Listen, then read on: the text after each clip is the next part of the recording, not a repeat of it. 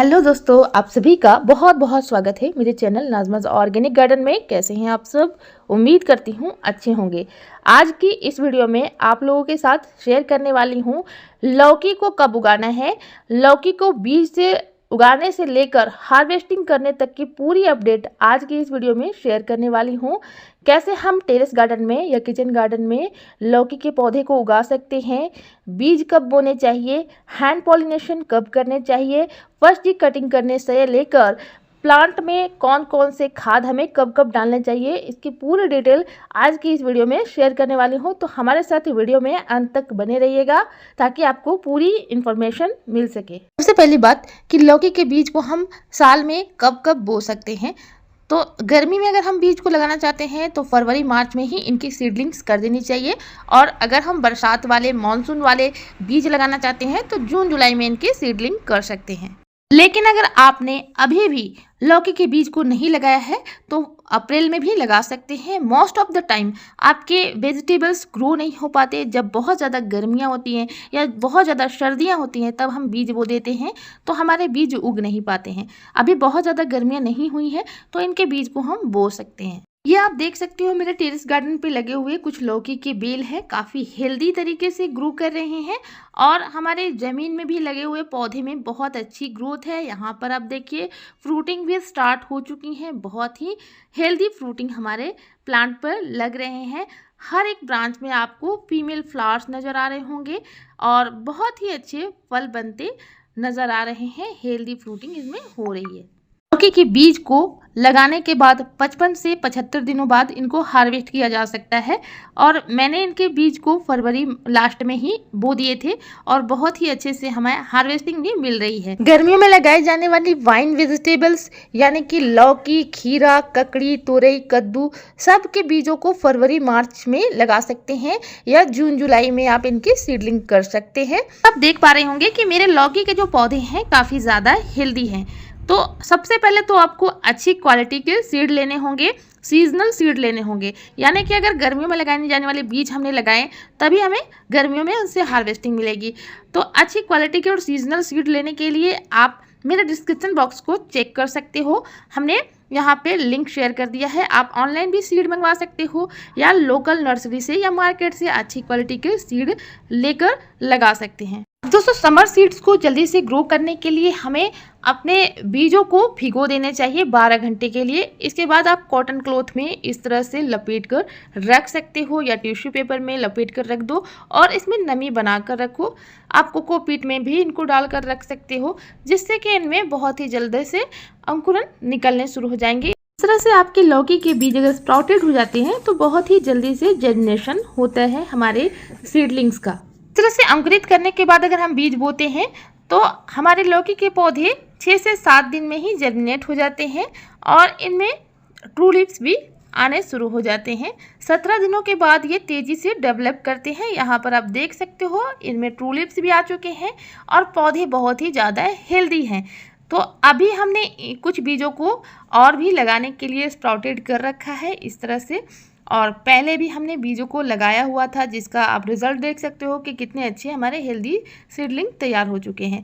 अब हमें इनको लगाने के लिए 50% कोकोपीट और 50% वर्मी कंपोस्ट मिलाकर भी लगा सकते हैं या गमले की ऊपरी मिट्टी में भी बीजों को लगा सकते हैं। जो हमारे पौधे 17 दिनों के हो चुके हैं, ट्रू लीव्स इनमें आ चुके हैं, बहुत तेज़ी से डेवलप कर रहे हैं हमारे पौधे, तो इनको हम ज़मीन में या गमले में ट्रांसप्लांट कर सकते हैं।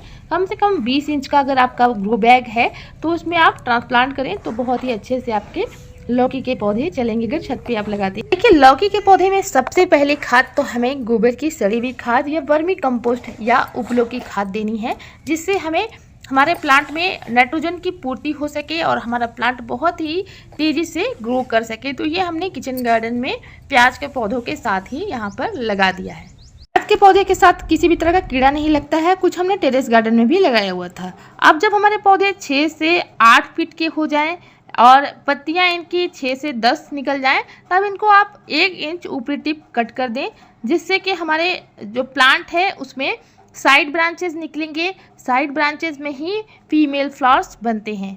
वैसे तो पौधा साइड से ब्रांचेस निकालता ही है, लेकिन हमें जल्दी से जल्दी फ्रूटिंग लेनी चाहिए क्योंकि टाइम पर हमें सब कुछ करना होता है, खाद देना होता है और फ्रूटिंग लेनी होती है। साइड की जितनी भी पत्तियां हैं, नीचे की सभी पत्तियों को रिमूव कर देना चाहिए, जिससे प्लांट अच्छी तरह से हेल्दी तरह से ग्रो कर सके और ज़्यादा से ज़्यादा फ्रूटिंग करने में अपनी एनर्जी को लगाए। दोस्तों, जो सेकेंड ब्रांच निकलती है उनमें बहुत सारे फीमेल फ्लावर्स बनते हैं, लेकिन ये प्रॉब्लम आती है कि आपके जो फीमेल फ्लावर्स हैं वो गिर रहे हैं, या तो न्यूट्रिशन की कमी की वजह से गिरते हैं, या तो नेचुरल पॉलिनेशन नहीं होने की वजह से फूल जो है वो ड्रॉप करते हैं। तो हमें शाम के वक्त इस तरह से मेल और फीमेल जब दोनों तरह के फूल खिले होते हैं तो इस तरह से पहले मेल फ्लावर्स को तोड़ लेना है और इनके जितने भी पॉलेंस हैं उनको निकाल कर आप फीमेल फ्लावर्स के स्टिग्मा में इस तरह से रब करोगे तो आपका जो हैंड पॉलिनेशन है उसकी प्रक्रिया पूरी हो जाती है और फिर आप देखोगे कि आपके जो फल है वो गिरने की प्रॉब्लम कम हो गई है, यानी कि सक्सेसफुली पॉलिनेशन हो जाता है, जो फल है वो नीचे की ओर झुक जाते हैं।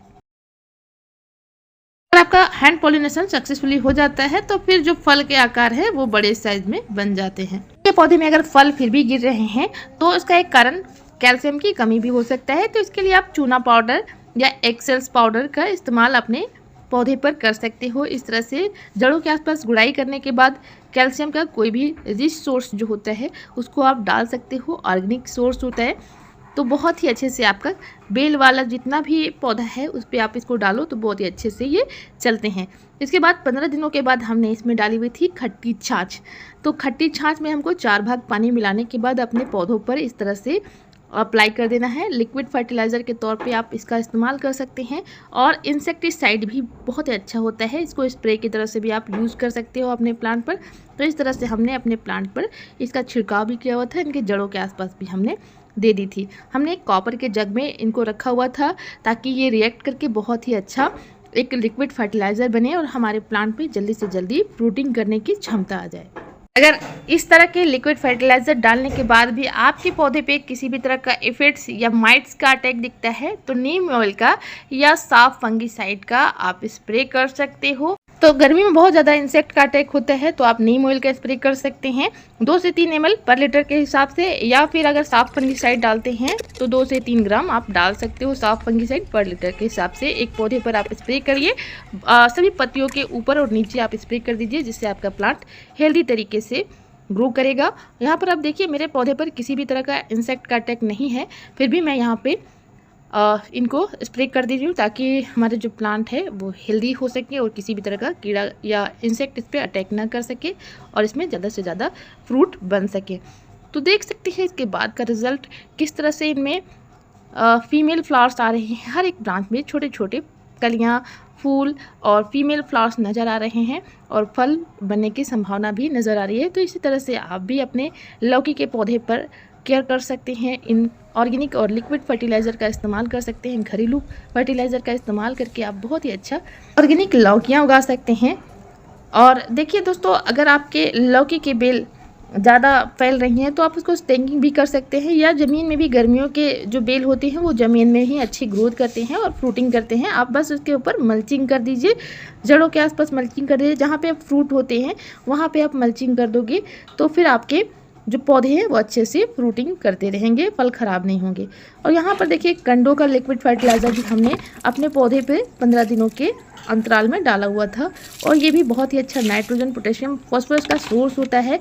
तो इन्हीं सब खाद के डालने से हमारे प्लांट इतने अच्छे से फ्रूटिंग कर रहे हैं। दोस्तों, अगर आपने लौकी का पौधा गर्मियों में लगा रखा है तो उनको अच्छे से वाटरिंग करते रहें, सुबह शाम इसमें नमी बना कर रखें, इनके जड़ों के आप आसपास नमी बना के रखें और ओवर वाटरिंग से बचाएं। विल्डेन गमले में इनको लगाएं ताकि आपके पौधे में अच्छे से ग्रोथ हो, अच्छी फ्रूटिंग कर सके। तो दोस्तों, ऑर्गेनिक तरीके से लौकी लगाने के बारे में ये जानकारी आपको कैसी लगी कमेंट में ज़रूर बताइएगा। और ऑर्गेनिक लौकी लगाने के बारे में अगर कुछ जानकारी आप प्राप्त करना चाहते हैं तो कमेंट में हमसे पूछ सकते हो। तो वीडियो में अंत तक बने रहने के लिए बहुत बहुत धन्यवाद। मिलते हैं गार्डनिंग से रिलेटेड ऐसी वीडियो में, तब तक के लिए bye, take care, keep gardening and happy gardening.